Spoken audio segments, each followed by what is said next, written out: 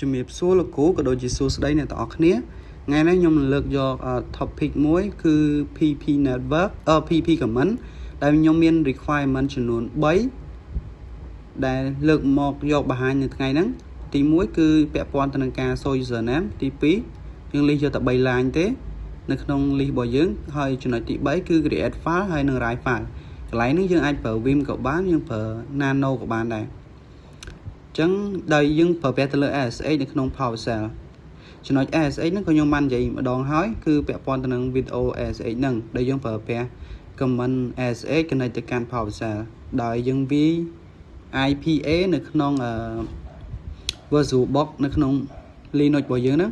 ដែលវាចាប់យក IP address ដែលយើងអាចធ្វើការ connect បានចឹងចំពោះចំណុចទី1គឺ show username ចឹង show username យើងគ្រាន់តែវា command who am I ចឹងវានឹងបង្ហាញនៅឈ្មោះម៉ាស៊ីនរបស់យើងគឺម៉ាស៊ីនរបស់ខ្ញុំគឺភក្ត្រីចឹងវាបង្ហាញឈ្មោះម៉ាស៊ីនរបស់ខ្ញុំ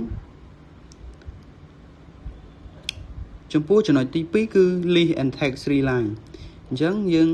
ដើម្បីចូលទៅកាន់ចំណុចហ្នឹងបានយើងគ្រាន់តែ list មើលថាតើរបស់យើងមានអីគេខ្លះខ្ញុំ list មកខ្ញុំឃើញតន័យរបស់ខ្ញុំមានប៉ុណ្ណា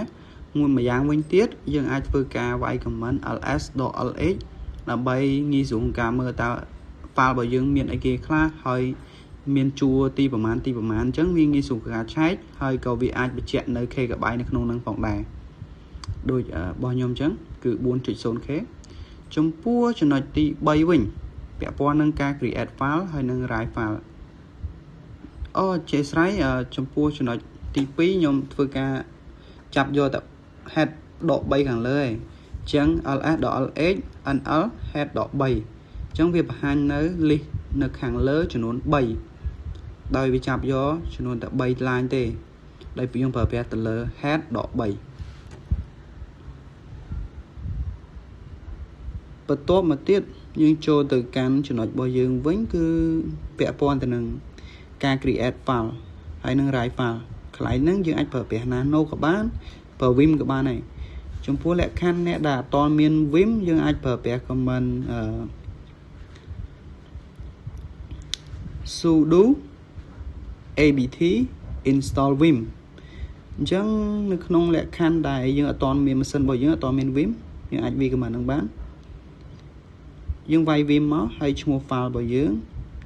ដូចរបស់ខ្ញុំគឺ testing.txt គឺវាមានអត្ថប្រយោជន៍ល្អគឺនៅពេលដែលយើងវាយ Vim ហើយយើងទៅសេ write file នៅក្នុងហ្នឹងហើយវាបង្កើត file automatic ឲ្យយើងអញ្ចឹង Vim យើងអាចចូលមកកាន់ Vim បានហើយតទៅយើងចូលទៅកាន់ Vim យើងអាចធ្វើការ write file នៅក្នុងហ្នឹងបាន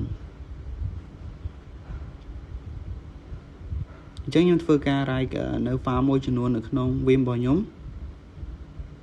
ដើម្បីងាយស្រួលក្នុងការឆែកចំណុចបន្ទាប់គឺយើងចាប់យកតែផ្នែកមុខផ្នែកខាងក្រោយហើយនិងផ្នែកកណ្ដាលអញ្ចឹងតិចទៀតខ្ញុំនឹងបង្ហាញអញ្ចឹងបន្ទាប់ពីខ្ញុំវារួចហើយអញ្ចឹងយើងដើម្បីចាក់ចេញពី Vim បានយើងគ្រាន់តែចុច escape ហើយយើងវាយចុច key C.2 WQ មានថា cell ឲ្យចាក់ចេញ W cell Q ចាក់ចេញយើង enter មកនោះវានឹងចាក់ចេញពី Vim ទៅកាន់ម៉ាស៊ីនរបស់យើងវិញដើម្បីឆែកថាតើយើងមានអត់នៅក្នុង directory របស់យើងនៅក្នុង file របស់យើងនឹងមានអីអត់ពេលដែលយើង save មិញហ្នឹង Vim មិញហ្នឹងយើងប្រើប្រាស់ទៅលើ command cat testing.txt មកវានឹងបង្ហាញនៅ text ដែលយើងទៅ save មិញនៅក្នុង Vim មិញហ្នឹងគឺខ្ញុំទៅ save ពី line 1ដល់ line 10អញ្ចឹងមួយទៀតគឺយើងបង្ហាញនៅ line ខាងលើចំនួន3ដោយយើងប្រើប្រាស់ command cat testing.txt ហើយដោយទៅផ្នែកខាងលើរបស់យើងទៅសេមិញដែរហ្នឹងគឺ /nl/head.3 nl ហ្នឹងមានន័យថាតម្រៀបជួរឲ្យងាយស្រួលការមើលហ្នឹងអញ្ចឹងយើងឃើញថាវាបង្ហាញនៅ line ចំនួន3ដែលយើងទៅសេមិញហ្នឹងវាចាប់យកតែ head.3 ទេនេះ line របស់យើងមាន10អញ្ចឹងវាចាប់យកតែ3បន្ទាប់មកទៀតគឺខ្ញុំចង់បង្ហាញទៅលើចំណុចចុងក្រោយគឺផ្នែកខាងក្រោយ ប្រើប្រាស់ comment ដែរទេដែលយើងគ្រាន់តែផ្លាស់ប្ដូរនៅផ្នែកខាងមុខបន្តិចទេប្រើប្រាស់ទៅលើ comment cat ដែរគឺ testing.tt/nl/thol.3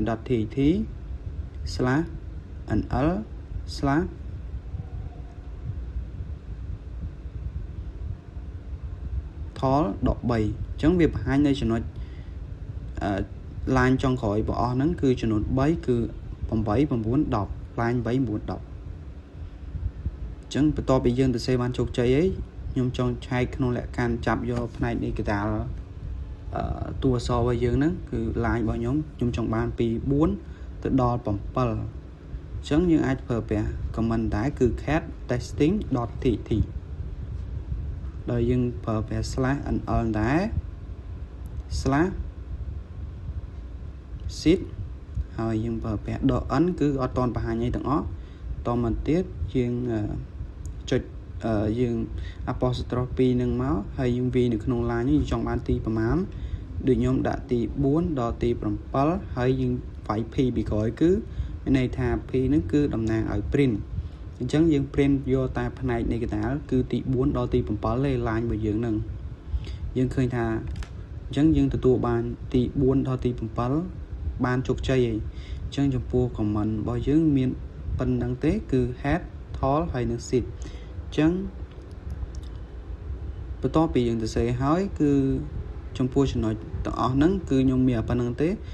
សូមអរគុណហើយសង្ឃឹមអ្នកទាំងអស់គ្នាអនុវត្តបានដូចខ្ញុំដែរអរគុណក៏ដូចជាសួស្តីអ្នកទាំងអស់គ្នាថ្ងៃនេះខ្ញុំមានtopic មួយពាក់ព័ន្ធទៅនឹងការសរសេរ comment នៅលើ Linux ដែរហ្នឹង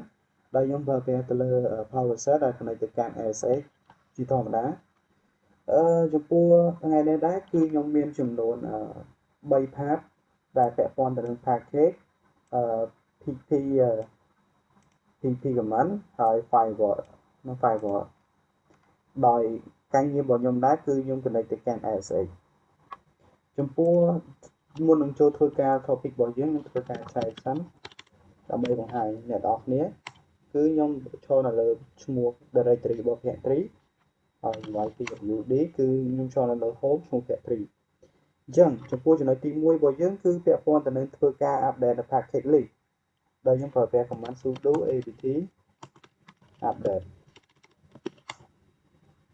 បន្ទាប់នេះជាភាសារបស់ Linux command ដែលយើងធ្វើការ update ហ្នឹង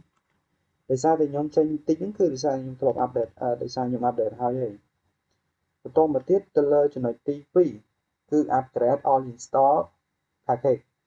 យើងធ្វើឲ្យទៅលើ sudo apt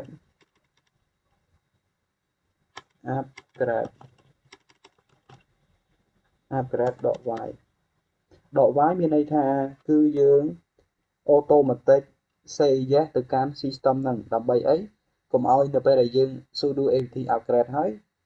system នឹងសួរយើងម្ដងទៀតថាតើយើងចង់ upgrade អត់យើងឆ្លើយ y មកអញ្ចឹងយើងគាត់ដក y ហើយគឺវាឆ្លើយ automatic អញ្ចឹងយើងឃើញថាប្រសាសន៍ធ្វើការ upgrade របស់យើងបានជោគជ័យហើយជំទាស់មកទៀតគឺចំណុចទី3ពាក់ព័ន្ធទៅនឹងការ install នៅឈ្មោះនៃ package nginx នេះគឺជា package មួយដោយខ្ញុំប្រើប្រាស់ទៅលើ command sudo apt install ឈ្មោះ package ហើយខ្ញុំដក y ម្ដងទៀតខ្ញុំ enter មកអញ្ចឹង package ដែលយើងបាន install មិញគឺកំពុងតែ install package នឹងចូលទៅកាន់ម៉ាស៊ីនរបស់យើងហ្នឹងយើងឃើញថា package នឹងធ្វើការ install បានជោគជ័យហើយចំពោះចំណុចបន្ទាប់ទៀតគឺពាក់ព័ន្ធទៅនឹងការឆែក weather ឈ្មោះនៃ package nginx ហ្នឹង switch សួរថាតើយើងឆែកតើ switch ហ្នឹងគឺកំពុងតែ running អត់ប្រើប្រាស់ទៅលើ system ctl status nginx គឺ command Linux គឺងាយស្រួលក្នុងការចងចាំដែរដោយសារអីនៅពេលដែលយើងពាក់ព័ន្ធទៅលើចំណុចរបស់យើងចង់ដឹងថាតើ server ហ្នឹងកំពុង running អត់អញ្ចឹងយើងប្រើប្រាស់ទៅលើ system ctl ហ្នឹងគឺ control system control status សកម្មភាពរបស់package ហ្នឹងយើងធ្វើការ enter មកអញ្ចឹងយើងឃើញថាpackage ហ្នឹងកំពុងតែ active គឺ running ដែលនេះមានថ្ងៃខែដែលយើងបង្កើតអញ្ចឹង ហើយយើងធ្វើការដើម្បីចាក់ចេញគឺយើងចុចទៅលើ Ctrl C ដើម្បីធ្វើការចាក់ចេញយើងធ្វើការ Ctrl L មួយដើម្បីវាស្រួលក្នុងការមើល Ctrl L គឺជា shortcut clear មួយដែលយើងបាច់ប្រើប្រាស់ទៅលើ command clear ទេយើងប្រើប្រាស់ទៅលើ Ctrl L ទៅគឺ clear នៅលើ Windows ចំពោះចំណុចទី5ពាក់ព័ន្ធទៅនឹងការ remove នៃឈ្មោះនៃ package nginx ហ្នឹងប្រើប្រាស់ទៅលើ command sudo apt remove ឈ្មោះនៃ package ហ្នឹងបកវាយ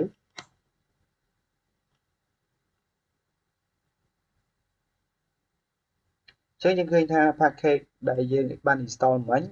ហើយយើងក៏បាន remove វាផងដែរចឹងឃើញថាឈ្មោះ package ហ្នឹងត្រូវបាន remove បាត់ហើយបន្តមកទៀតចូលដល់ part 2 pp and redirection exercise ដែលយើងត្រូវធ្វើបន្តហ្នឹងគឺចំណុចទី6គឺគេឲ្យយើងធ្វើការ display list of file in current directory ន័យថាឲ្យយើងឆែកតើនៅក្នុង file នៅក្នុង directory របស់យើងមាន file អីខ្លះយើងប្រើ alt f មកយើងឃើញថា file anything របស់យើងគឺយើងមាន file អីគេខ្លះនៅក្នុងនេះយើងអាចឆែកបានមួយទៀតយើងប្រើ alt f .lx ដើម្បីងាយស្រួលការមើលដែរអាហ្នឹងគឺយើងឆែក file ដូចគ្នាវាបង្ហាញនៅថ្ងៃខែហើយនឹងចំនួនដែលវាផ្ទុកមានប្រមាណអីប្រមាណតែយើងងាយស្រួលក្នុងការយល់មែនតើចំពោះចំណុចទី7វិញគឺយើងធ្វើការ use នៅ pp ទៅកាន់ filter only.txt file មានន័យថាយើង search ដូចគ្នាយើង list ដូចគ្នាតែយើងគ្រាន់ធ្វើការ search នៅក្នុងម៉ាស៊ីនរបស់យើងគឺមាន file អីគេខ្លះ.txt ហ្នឹងគឺមានអីគេខ្លះ alt slash បញ្ឈរនេះមួយហើយ grab គឺមានន័យថាយើងអាចធ្វើការ search .txt អញ្ចឹងយើងឃើញថា file របស់យើងគឺរាល់ file របស់យើងដែលមានកន្ទុយ .txt ហ្នឹងគឺបង្ហាញទាំងអស់នៅលើម៉ាស៊ីនរបស់យើងដែលយើងប្រើប្រាស់ទៅលើ command ls slash បញ្ឈរហ្នឹង grab ចុច2មក .txt ឬក៏យើងចង់បាន file ឧទាហរណ៍យើងមាន file អីផ្សេងយើងក៏ធ្វើការ ឈ្មោះនៃ file របស់យើងមកនឹងបង្ហាញ file របស់យើងមានគីខ្លះនៅក្នុងហ្នឹងចំពោះចំណុចទី8វិញគឺពាក់ព័ន្ធទៅលើការ use នៅ pp ដើម្បីធ្វើការ search នៅប្រសាសរបស់ ASX ឬក៏ nginx ហ្នឹងដែលនៃ package របស់យើងហ្នឹងអញ្ចឹងយើងអាចធ្វើការ search នៅ ASX គឺយើងប្រើប្រាស់លើ ps aux slash បញ្ឈរហ្នឹងប្រើ grab ដែរ ASX នៅពេលដែលយើងប្រើប្រាស់ទៅលើ command មួយហ្នឹងវានឹងបង្ហាញនៅ root ហើយនឹងបង្ហាញនៅ detail something នៅក្នុងហ្នឹងដែលយើងអាចធ្វើការសិក្សាស្វែងយល់បន្ថែមដែលយើងចង់ដឹងពីវាចំពោះការ search នៅ ASX របស់យើងខ្ញុំមានប៉ុណ្្នឹងទេបន្តមកទៀតគឺយើង search ទៅលើ nginx ដែលឈ្មោះនៃ package របស់យើងហ្នឹងប្រើប្រាស់ទៅលើ command ps aux ប្រើ grab nginx អញ្ចឹងយើងឃើញថារបស់យើងគឺនេះ detail របស់យើង search ទៅលើ nginx ហ្នឹងវាឈ្មោះនៃ package របស់យើងហ្នឹងគឺវាបង្ហាញនៅ detail របស់យើងមានប៉ុណ្ណឹងដែលវាបញ្ជាក់ដែរគឺ ASX នេះពីក្រោយដូចយើង search ASX nginx នេះគឺវាបញ្ជាក់នៅពីក្រោយផងដែរយើងធ្វើការ clear មួយបន្តមកទៀតគឺពាក់ព័ន្ធចំណុចទី9គឺ redirect command output into output.txt កន្លែងហ្នឹងដែរយើងអាចធ្វើការលីកមើលម្ដងទៀត ls.lx អញ្ចឹងបើខ្ញុំមានប៉ុណ្នេះចំពោះចំណុចនេះដែរគឺពាក់ព័ន្ធទៅនឹង output.txt នេះយើងប្រើប្រាស់ ls ខំជាង output.txt enter មកគឺអត់មានអីទេគឺយើងមានន័យថាយើងបញ្ជូន list របស់យើងទាំងអស់ហ្នឹងទៅកាន់ output.txt ហើយយើងធ្វើការឆែកមក cat output.txt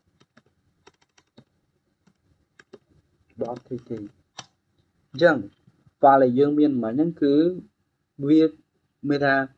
បញ្ជូនឬក៏វាបោះទៅកាន់ file output.txt ទាំងអស់អញ្ចឹងមានថា list នៅក្នុង directory របស់យើង file របស់យើងអីក៏មានដែរហ្នឹងគឺវាត្រូវបានបញ្ជូនទៅកាន់ output.txt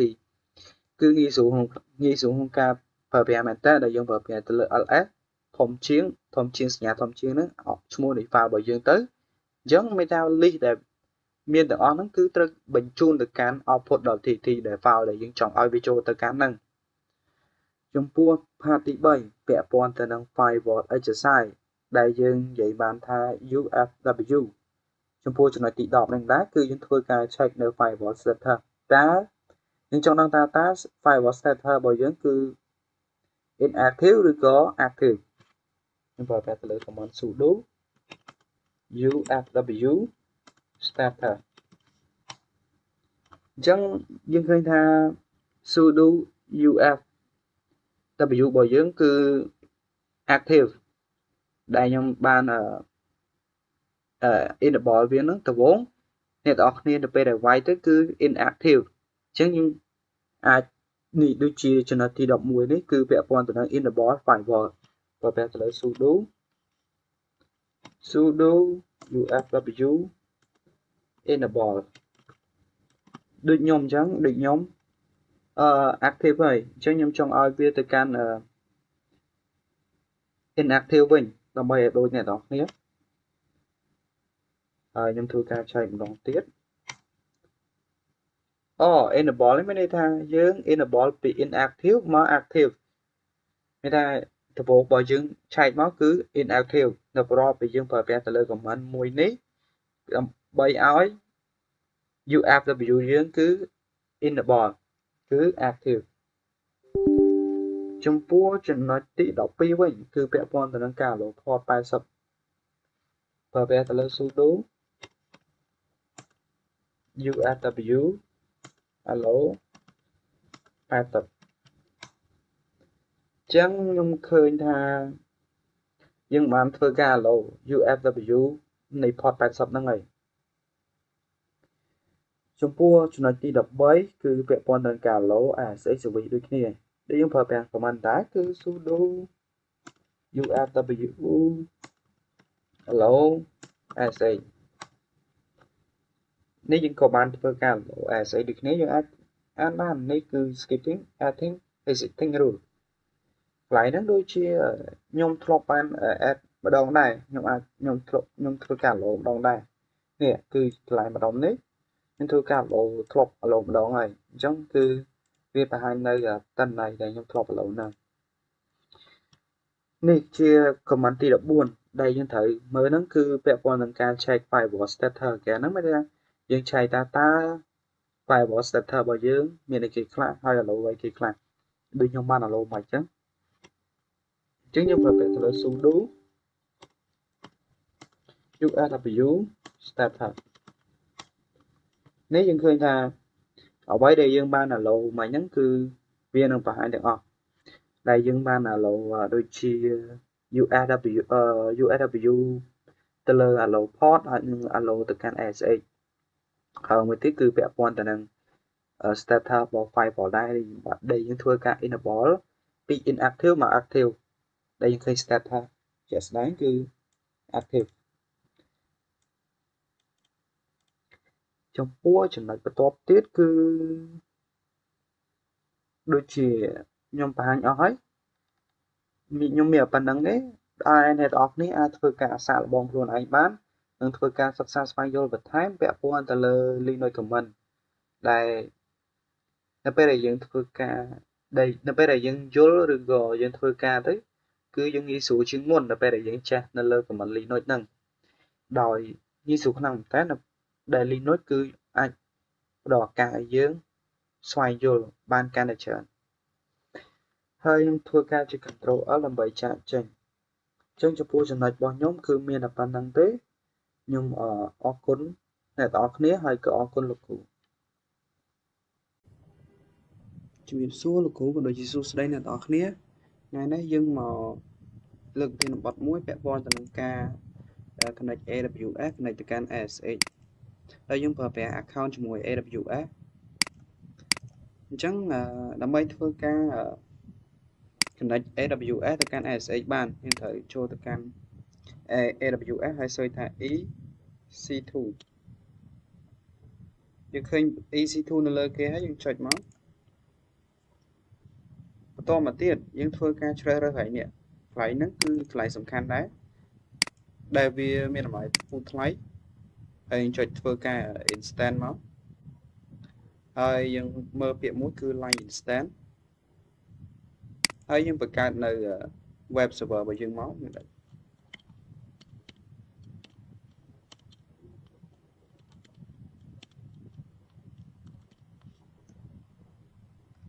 ញ្ចឹងបន្ទាប់ពីយើងដាក់ឈ្មោះ server របស់យើងហើយយើងចុចទៅលើ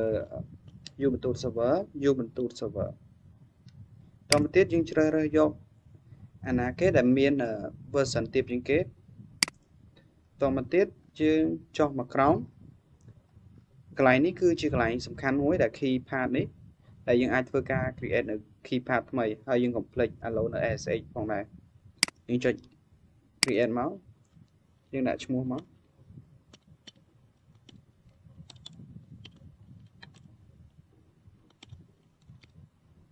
ហើយធ្វើការចុច create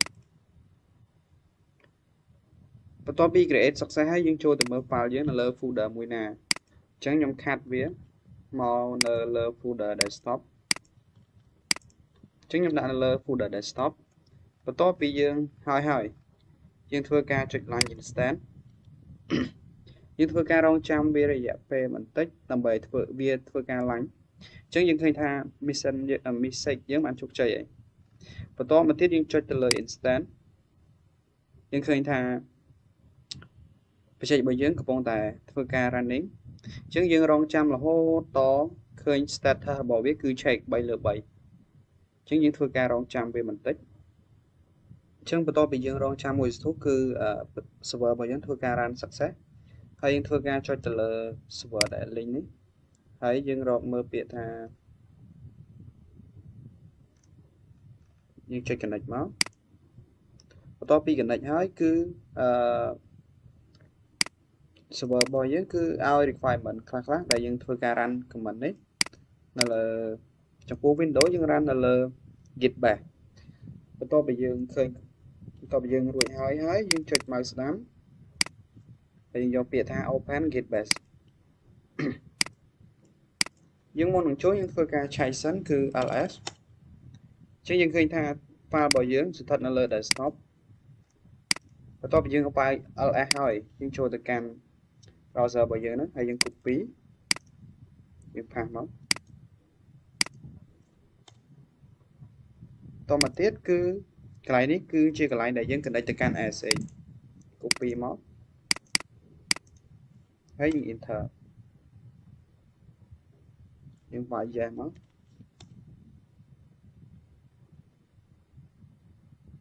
យើងឃើញថាយើងអាច connect ទៅកាន់ SSH បានហើយចុច Ctrl L ដើម្បី clear អញ្ចឹងចំពោះចំណុចនេះដែរយើង connect ទៅកាន់ Ubuntu នៅក្នុង AWS ហើយអញ្ចឹងចំណុចបន្ទាប់គឺយើងធ្វើការសិក្សាទៅលើ9ចំណុចទី1គឺពាក់ព័ន្ធនឹង tree អញ្ចឹងដើម្បីបង្ហាញ tree បានយើងត្រូវឆែកសិនយើងនៅលើ folder ណា who am I យើងលើ Ubuntu ហើយវាយ pwd យេបន្តមកទៀតដើម្បីធ្វើការ check មើល tree បានយើងត្រូវប្រើប្រាស់ command install tree គឺ sudo apt install tree អញ្ចឹងយើងឃើញថា tree របស់យើងបាន install ជោគជ័យហើយអញ្ចឹងយើងវាយគ្រាន់តែវាយ tree មួយមកអូដោយសារតែ command យើងអត់ទាន់បាន install ទេអញ្ចឹងយើងវាយម្ដងទៀតគឺ sudo apt install tree ជាស្រ័យជាមួយខ្ញុំឆែកមើលបន្តិចអធិស្ឋានមិញដោយសារតែយើងអត់ទាន់ធ្វើការ update ទៅលើ Ubuntu របស់យើង sudo apt update យើងធ្វើការ update server របស់យើងមកយើងធ្វើការរងចាំបន្តិច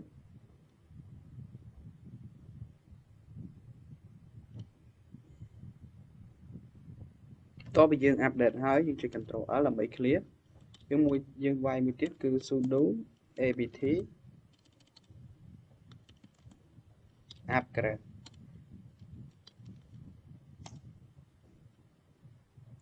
វាយយ៉ាងប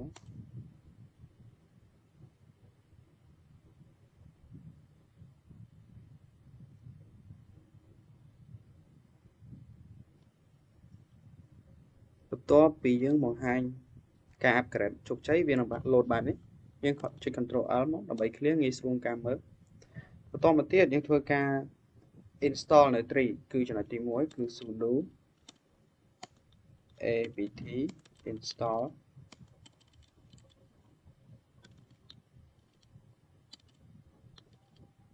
3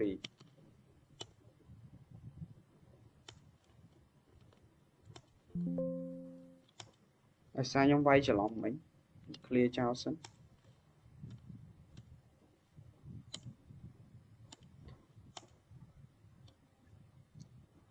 ចឹងវាកំពុងតែ install នៅ tree បន្ទាប់ពីយើង install tree ហើយយើងចង់ដឹងថាតើ tree មាននៅក្នុងម៉ាស៊ីនយើងអត់យើងវាយ tree .version នោះវានឹងបង្ហាញនៅ version ដែលយើងបាន install tree មិញតមកទៀតយើងវាយ tree ជាយើងឃើញថានៅក្នុង server Ubuntu របស់យើងអត់ទាន់មានអីទេចំណុចបន្ទាប់ចំណុចទី2គឺ make directory អញ្ចឹងយើង copy កន្លែងហ្នឹងមកហើយឬក៏យើងអាចវាយមកបន្ទាប់ពីយើង make directory ហើយអញ្ចឹងចំពោះចំណុចទី3គឺពាក់ព័ន្ធជាមួយនឹង nano យើងវាយ nano text.tt អញ្ចឹង nano វាបានចូលបង្ហាញនៅក្នុង dashboard មួយដែលអាចឲ្យយើងសរសេរ write text នៅក្នុងហ្នឹងបានអញ្ចឹងយើងវាយតាមហ្នឹងមកអ្វីដែលយើងចង់វាយមកអញ្ចឹងដូចខ្ញុំអញ្ចឹងខ្ញុំវាយ ctext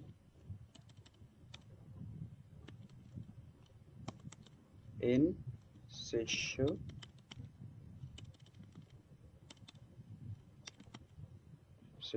welcome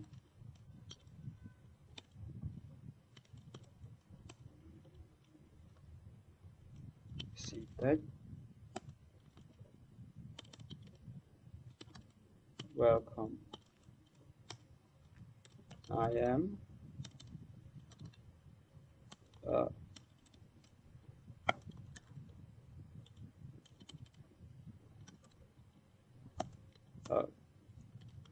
clever Linux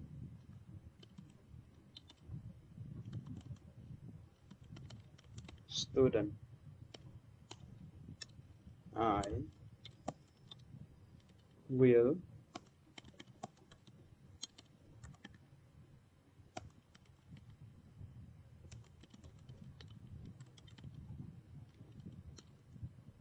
បន្ទាប់ពីយើងវាយបញ្ចូលហើយយើងធ្វើការចុច Ctrl C Ctrl X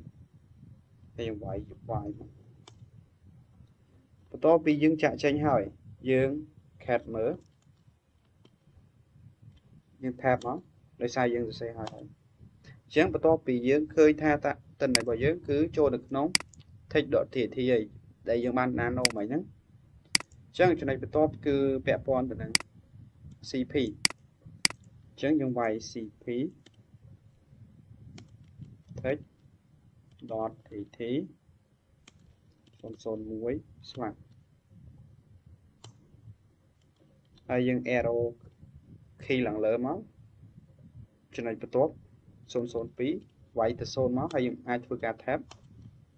យើងវាយបែបហ្នឹងរហូតដល់10 cp 0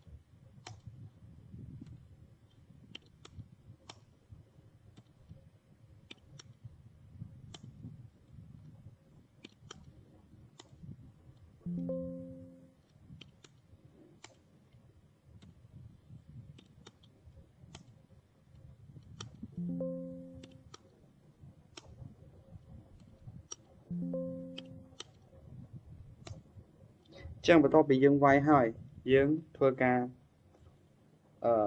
ទៅលើយើង ធ្វើការ check លើ tree នេះយើងឃើញថាតន័យរបស់យើងបានរៀបតាមលំដាប់លំដោយនៃ tree ដូច្នេះហើយបន្តមកទៀតគឺពាក់ព័ន្ធចំណុចទី5គឺយើងត្រាទៅលើ file ហ្នឹងត្រា .cvf ctext ត្រា001 slash នេះយើងឃើញថា file របស់យើងធ្វើការត្រា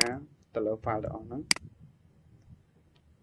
ចំណុចទី6គឺយើងទៅលើត្រាទៅលើ hvf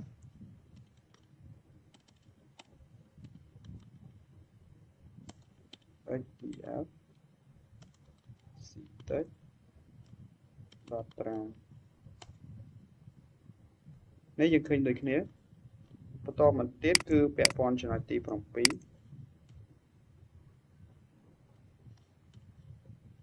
កន្លែងហ្នឹងយើងក៏អន្តរលុប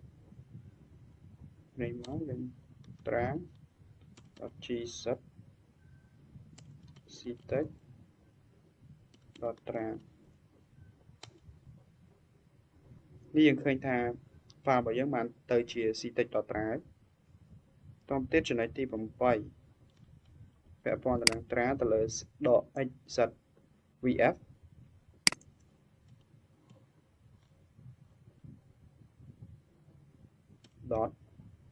.gzip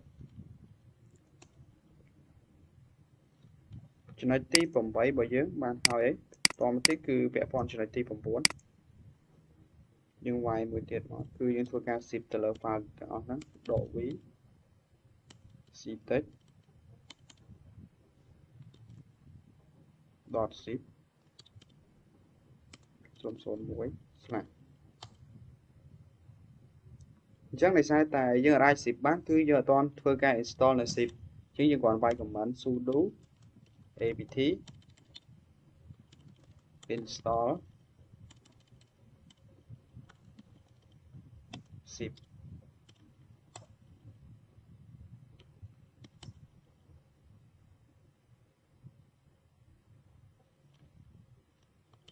បន្ទាប់ពីយើង install zip ហើយយើងអាចធ្វើការ check zip បាន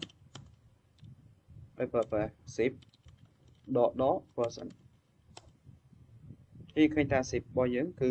មានហើយគឺបន្ទាប់ពីយើង install មិញហ្នឹងអញ្ចឹងយើងវាយទៅលើ command បន្ទាប់របស់យើងហ្នឹងគឺចំណុចទី9បន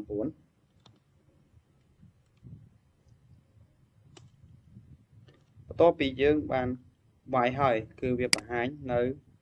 តន័យទាំងអស់ហ្នឹងដើម្បីវាធ្វើការ zip ជា file មួយដើម្បី unzip បានគឺយើងវាយ command ទៅលើ unzip ctext .zip យើងវាយ a មកដើម្បី delete all អញ្ចឹងយើងឃើញថាយើងអាចធ្វើការ unzip បានហើយអញ្ចឹងយើងចង់ដឹងថាតើតន័យដែលយើងវាយមិញមានអីគេខ្លះអញ្ចឹងយើងវាយ tree ម្ដងទៀតមកអញ្ចឹងយើងឃើញថាតន័យរបស់យើងដែលយើងបានវាយមិញគឺមានគឺ ctext.tra ctext.tra.gz និង ctext.zip ជាមួយនឹង text.tt អញ្ចឹងចំណុចហ្នឹងខ្ញុំមានប៉ុណ្្នឹងទេសូមអរគុណជំរាបសួរលោកគ្រូក៏ដូចជាសួស្តីទៅកាន់អ្នកទាំងអស់គ្នា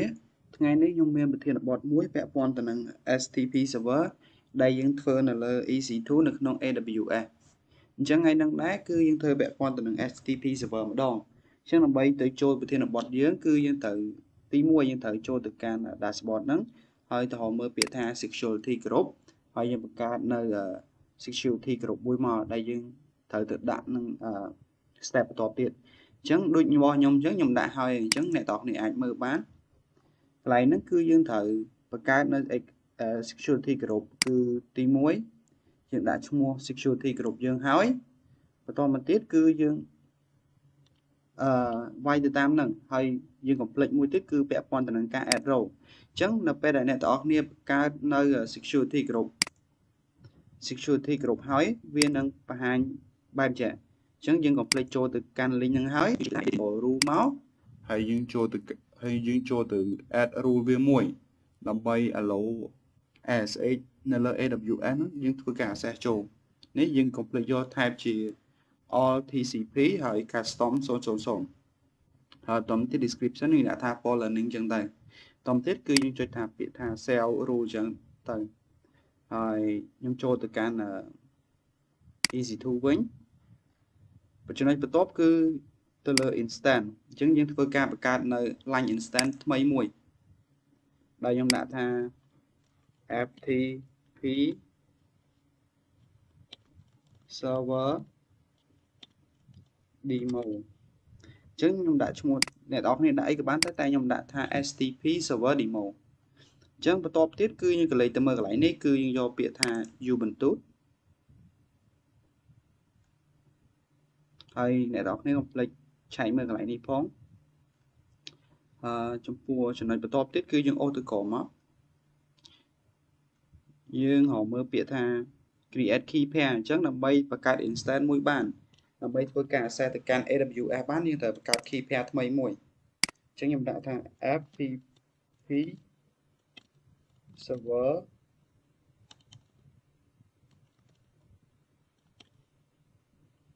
key pair អញ្ចឹងយើងដាក់អញ្ចឹងមកហើយបន្តមកទៀតយើងចុច create key pair មក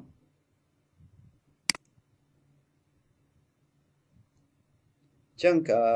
key pair យើងបាន download ហើយអញ្ចឹងយើងអាចយក key pair នេះយកទៅដាក់ទីតាំងណាមួយដែលយើងចង់ run អញ្ចឹងទៅហើយខ្ញុំខាត់អញ្ចឹងទៅខាត់ខ្ញុំយកទៅដាក់ទីតាំងណាដែលងាយស្រួលអញ្ចឹងយកមកដាក់ទីតាំង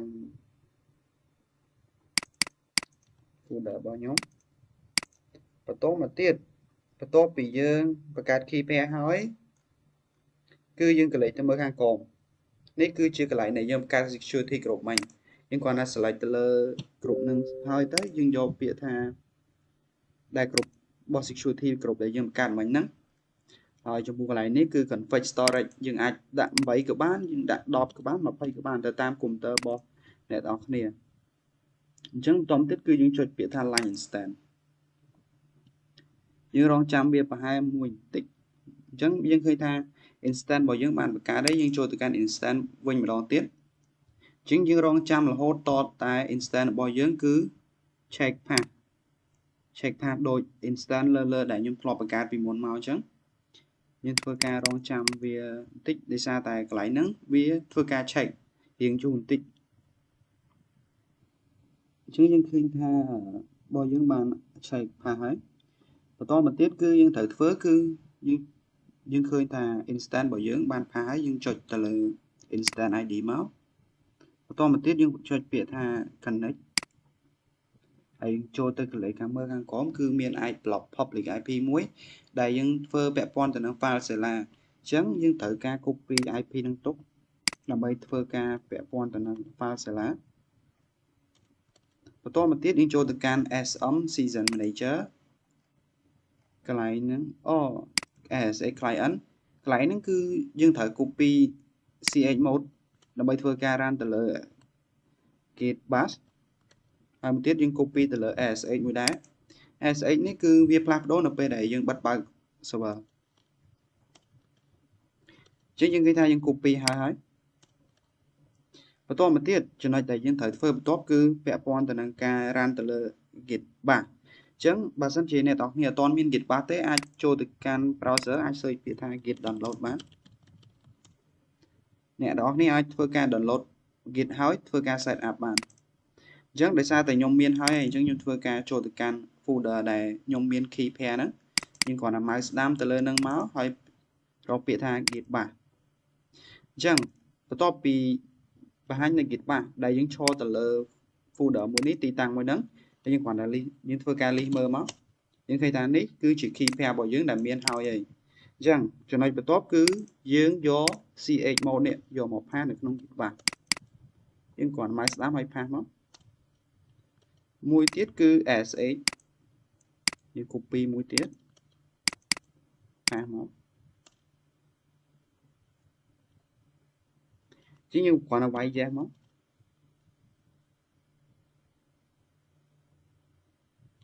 ចឹងយើងឃើញថាយកបន្ទូលរបស់យើងធ្វើការ access ចូលបានហើយអញ្ចឹងយើងធ្វើការ clear មួយដោយចុច Control L អញ្ចឹងចំណុចបន្ទាប់គឺពាក់ព័ន្ធទៅនឹងចំណុចបន្ទាប់គឺយើងធ្វើការពាក់ព័ន្ធទៅនឹង sudo ធ្វើការ update sudo apt update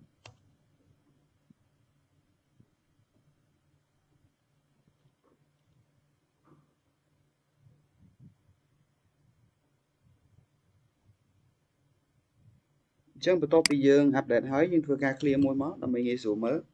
មួយទៀតគឺ sudo apt upgrade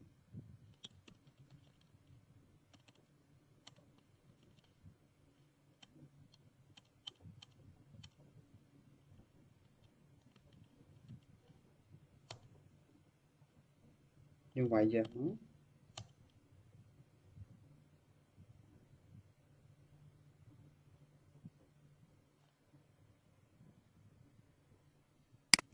អញ្ចឹងបន្ទាប់ពីយើងធ្វើការ upgrade ហើយយើងធ្វើការ clear មួយទៀតមកយើងទៅមើល step បន្ទាប់ទៀតគឺយើងត្រូវធ្វើអីគេគឺពាក់ព័ន្ធទៅនឹងការ install នៅ VS FTPD អញ្ចឹងយើងចូលទៅវាយមក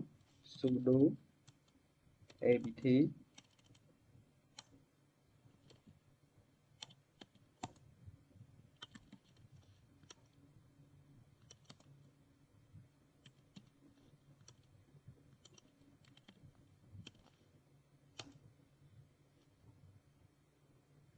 យើងវាយយ៉ាងមកយើងធ្វើការរងចាំដើម្បីឲ្យវា install អ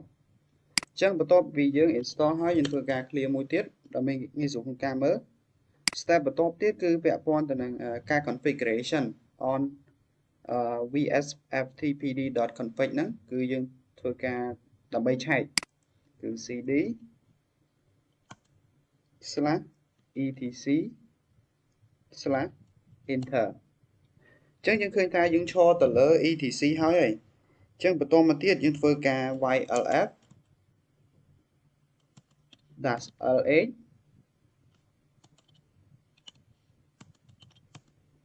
ហើយយើងប្រើ grep មួយដើម្បីធ្វើការ search vf ftpd.config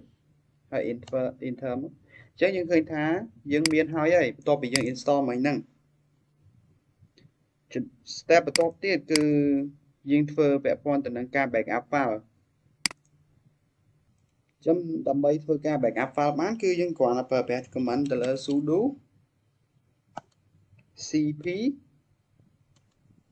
vff ហើយយើងគ្រាន់តែចុច tab មកហើយយើងវាយមួយទៀត .bang ហើយយើង enter មកអញ្ចឹងយើងឃើញថា file របស់យើងធ្វើការ backup ទុកហើយអញ្ចឹងយើងគ្រាន់តែ gap ស្វែងរកមកថាតើយើងបាន backup file ហ្នឹងទុកអត់យើងគ្រាន់ arrow ឡើងលើមក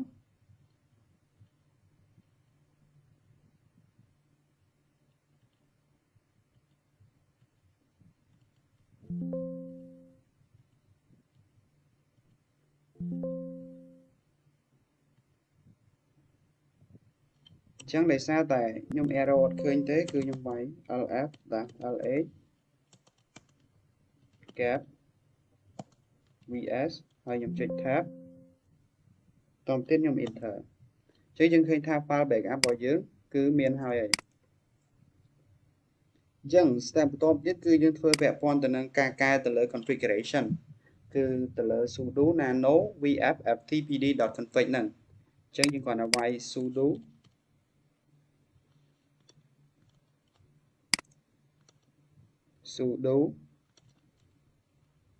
nano vf ហើយយើង tab មកហើយយើង enter អញ្ចឹងបន្ទាប់ពីយើងធ្វើការវាយ nano ហើយវានឹងចូលផ្ទាំង nano មួយនេះអញ្ចឹងចំណុច បន្ទាប់ដែលយើងត្រូវកែដើម្បីឲ្យ configuration នឹងដើរយើង arrow មកក្រោមមក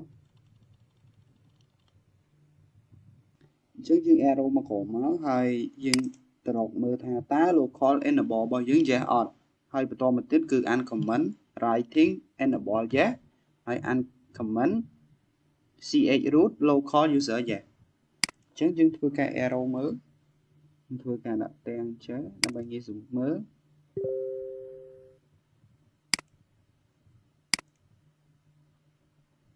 ចឹងចាំបន្តិចយើងធ្វើការ arrow មើលរកមើលពាក្យថា local enable យ៉ានេះអញ្ចឹងយើងឃើញថា local enable របស់យើងគឺ yes ហើយបន្តមកទៀតគឺពាក់ព័ន្ធទៅនឹង uncomment writing enable យ៉ាយើង scroll មកក្រោមទៀតមក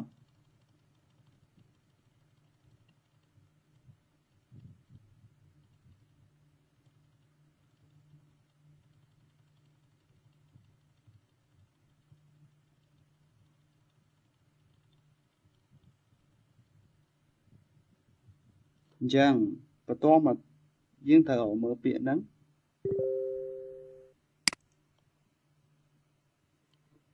អញ្ចឹងកន្លែងហ្នឹងវារៀងពិបាកបន្តិចគឺនេះយើងឃើញហ្នឹងwriting enable យ៉ាងនេះកន្លែងនេះយើងគ្រាន់តែធ្វើការដោះនៅ uncomment មក arrow មកមុខហើយយើងលុបចោលមកតមកទៀតគឺអ្វីដែលយើងត្រូវរកគឺ share root local user យើងធ្វើការ scroll ដូចដើមអញ្ចឹងបន្ទាប់ពីយើង scroll អស់មួយផ្លែតមិញគឺយើង uncomment មកយើងឃើញហើយយើងដកមកនេះគឺ share root local user យើង arrow មកមុខមកតមកទៀតខ្ញុំធ្វើការ arrow មកមុខហើយខ្ញុំលុបចោល command មួយហើយយើងធ្វើការ add នៅ command line មួយដែលពាក្យថា allow writingable chroot យ៉ាអញ្ចឹងយើងវាយ command តាមហ្នឹងមក allow writing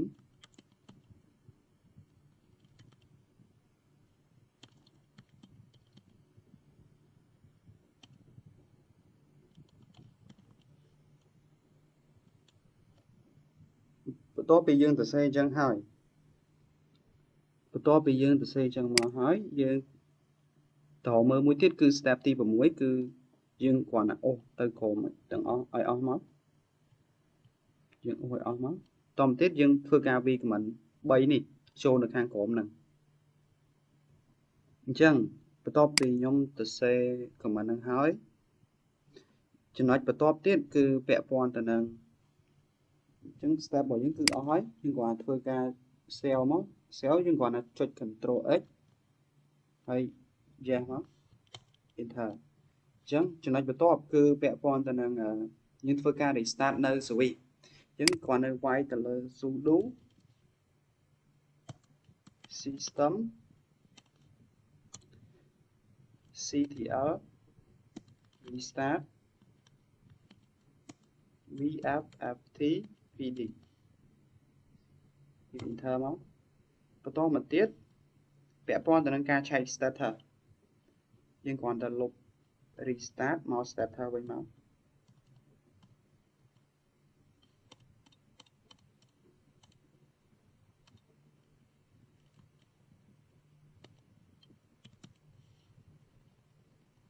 ហើយយើង arrow មកមុខហើយយើង enter មកអញ្ចឹងយើងឃើញថា FTP server របស់យើងគឺកំពុងតែ running មានថា active អញ្ចឹងចំណុចដែលយើងឃើញថាវាកំពុងតែ active ហើយអញ្ចឹងមានថាចំណុចរបស់យើងគឺបញ្ចប់ហើយបន្តមកទៀតគឺយើងត្រូវមានកម្មវិធីមួយគឺពាក់ព័ន្ធទៅនឹង FileZilla ដែលយើងត្រូវធ្វើបន្ទាប់ទៀតហ្នឹងគឺ FileZilla នេះដែលយើងដែលអ្នកទាំងអស់គ្នាអាចធ្វើការ install ទៅលើ browser បានដោយគ្រាន់តែវាយពាក្យថា FileZilla download តោះទៀតអ្នកទាំងអស់គ្នាអាចធ្វើការ download បានដោយសារតែខ្ញុំមានហើយអញ្ចឹងខ្ញុំអត់ download ម្ដងទៀតទេអញ្ចឹងយើងគ្រាន់តែវាយទៅលើ FileZilla នេះ click មកចឹងបន្តមកទៀតគឺយើងចុចទៅលើ file site manager ហើយបន្តមកទៀតយើងធ្វើការបង្កើតនៅ site ថ្មីមួយមកខ្ញុំដាក់ថា ftp server ec2 demo ជឿ enter មកបន្តទៀតចំណុចតែយើងត្រូវធ្វើបន្ទាប់គឺពាក់ព័ន្ធទៅនឹងយើងយកកន្លែងនេះគឺ FEPTP SSH file transfer protocol ចឹងមកដល់ចំណុចកន្លែងនេះហោះហ្នឹងគឺជាកន្លែងដែលយើងត្រូវដាក់ IP ដែលយើងបាន copy ពេលដែល step first ដំបូងហ្នឹងយើងគាត់ថា copy IP របស់យើងមកដាក់នៅក្នុងហោះហ្នឹងមកបន្តមកទៀតគឺយើង normal នេះទៅជា key file ហើយមួយទៀត user គឺយើងយកជា u បន្ទូតយើងវាយមក u បន្ទូតកន្លែងហ្នឹងយើងបាត់យ៉ាប់វាយខុស u បន្ទូត u បន្ទូតហើយចំពោះកន្លែងនេះគឺ keypad ហ្នឹងគឺកន្លែងដែលយើងយក key pair អញ្ចឹងយើងអាចទៅយក key pair មកហើយយើងរើសយកប្រភេទ PEM file នេះ key pair ដែលយើងបាន install ទុកហ្នឹងតមកទៀតយើងធ្វើការ test connection ថាតើវាដើរអត់ខ្ញុំចុច OK សិនហើយតមកទៀតខ្ញុំចូល file ម្ដងទៀតហើយធ្វើការ test connection នេះយើងមើលឃើញថា starter របស់វាកំពុងតែ connection ហើយយើងគ្រាន់តែ create ទៅលើ all the way trust មកហើយចុច OK មកអញ្ចឹង process ទាំងមូលគឺកំពុងតែដំណើរការ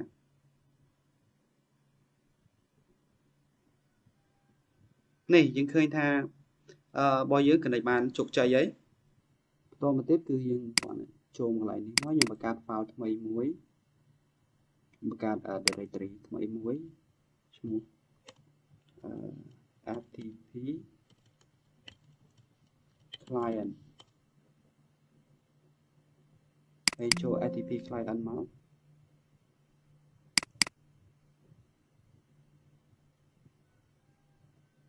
កន្លែងហ្នឹងយើងគ្រាន់តែ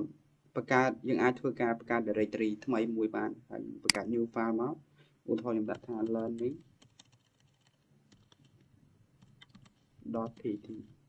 ហើយចុច OK មកកន្លែងហ្នឹងគឺយើងអាចធ្វើការតម្លាក់ file ផងដែរឧទាហរណ៍ថាខ្ញុំចង់តម្លាក់ file មួយណាមួយនៅក្នុងហ្នឹងឧទាហរណ៍ថាខ្ញុំតម្លាក់ file មួយនេះចុះ